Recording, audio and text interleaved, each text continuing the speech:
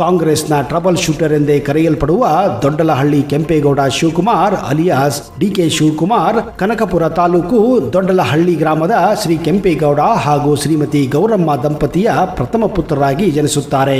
DK Shivakumar ಹುಟ್ಟಿದ್ದು ಮೇ 15, 1962ರಂದು. ಇವರಿಗೆ ಒಬ್ಬ ಕಿರಿಯ ಸಹೋದರ ಕೂಡ ಇದ್ದಾರೆ. ಅವರೇ ಡಿಕೆ ಸುರೇಶ್. ಅವರು ಕೂಡ ಒಬ್ಬ ರಾಜಕಾರಣಿಯಾಗಿದ್ದಾರೆ. ಡಿಕೆ ಶಿವಕುಮಾರ್ ಬೆಂಗಳೂರಿನ ವಿದ್ಯಾವರ್ಧಕ ಸಂಘದಲ್ಲಿ SSLC ಪಾಸು ಮಾಡುತ್ತಾರೆ. ಬೆಂಗಳೂರಿನ ಹೈದರಾಬಾದ್ ಕರ್ನಾಟಕ ಎಜುಕೇಶನ್ ಸೊಸೈಟಿಯಲ್ಲಿ ಮುಂದೆ PUCಯನ್ನ ಮುಗಿಸುತ್ತಾರೆ. ಬೆಂಗಳೂರಿನ ಶ್ರೀ ಜಗದ್ಗುರು ರೇಣುಕಾಚಾರ್ಯ ಕಾಲೇಜಿನಿಂದ BA ಪದವಿ ಪಡೆಯುತ್ತಾರೆ. ಮೈಸೂರಿನ ಕರ್ನಾಟಕ ರಾಜ್ಯ ಮುಕ್ತ ವಿಶ್ವವಿದ್ಯಾಲಯದಲ್ಲಿ ರಾಜ್ಯಶಾಸ್ತ್ರ ಪದವಿಯಲ್ಲಿ MA ಸ್ನಾತಕೋತ್ತರ ಪದವಿಯನ್ನು ಕೂಡ ಪಡೆಯುತ್ತಾರೆ. ಇವರು ತಮ್ಮ ಕಾಲೇಜು ದಿನಗಳಲ್ಲಿ ರಾಜಕೀಯಕ್ಕೆ ಧುಮುಕಿದ್ದರು. 1993ರಲ್ಲಿ ಡಿಕೆ ಶಿವಕುಮಾರ್ ಅವರು ಉಷಾ ಎಂಬವರನ್ನ ಮದುವೆಯಾಗುತ್ತಾರೆ. ಈಗ ಅವರಿಗೆ 3 ಜನ ಮಕ್ಕಳಿದ್ದಾರೆ. ಡಿಕೆ ಶಿವಕುಮಾರ್ ಅವರ ದೊಡ್ಡ ಮಗಳ ಹೆಸರು ಐಶ್ವರ್ಯ ಡಿಕೆ ಶಿವಕುಮಾರ್. ಅವರಿಗೆ ಒಬ್ಬ ಓರ್ವ ಪುತ್ರ ಕೂಡ ಇದ್ದು ಇವರ ಹೆಸರು ಆಕಾಶ್ ಡಿಕೆ ಶಿವಕುಮಾರ್. ಡಿಕೆ ಶಿವಕುಮಾರ್ ಅವರ 2ನೇ ಮಗಳ ಹೆಸರು ಆಭರಣ ಡಿಕೆ ಶಿವಕುಮಾರ್ ಅವರು ಬೆಂಗಳೂರಿನಲ್ಲಿ ವ್ಯಾಸಂಗ ಮಾಡುತ್ತಿದ್ದಾರೆ.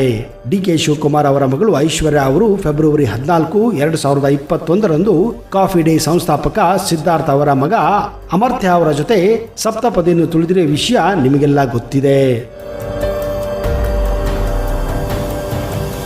ಡಿಕೆ ಶಿವಕುಮಾರ್ ಸದ್ಯ ಈಗ ಕನಕಪುರ ಶಾಸಕರಾಗಿದ್ದಾರೆ.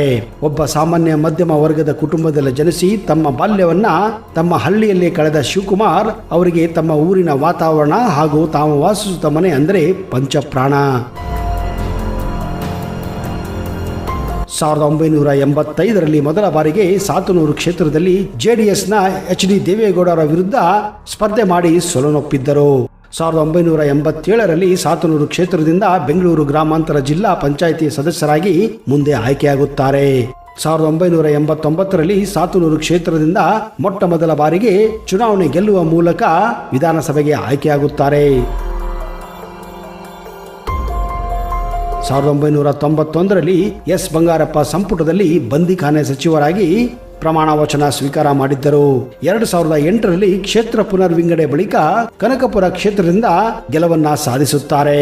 ಡಿಕೆ ಶಿವಕುಮಾರ್ ಅವರ ಬಗ್ಗೆ ಹಲವಾರು ಊಹಾಪೋಹಗಳು ಕೂಡ ಇವೆ. ಅದೇನೆಂದ್ರೆ ಅಕ್ರಮ ಗಣಿಗಾರಿಕೆ ಮತ್ತು ಸಂಪತ್ತು ಲೂಟಿ ಹಾಗೂ ಡಿಕೆ ಶಿವಕುಮಾರ್ ಒಂದು ಕಾಲದಲ್ಲಿ ರೌಡಿ ಭೂಗತ ದೊರೆ ಕೊತ್ವಾಲ್ ರಾಮಚಂದ್ರನ ರೈಟ್ ಹ್ಯಾಂಡ್ ಆಗಿದ್ದರು ಎಂದು ಅಂದಿನ ಅರಣ್ಯ ಖಾತೆ ಸಚಿವ CP ಯೋಗೇಶ್ವರ್ ಗಂಭೀರ ಆರೋಪ ಕೂಡ ಮಾಡಿದ್ದರು.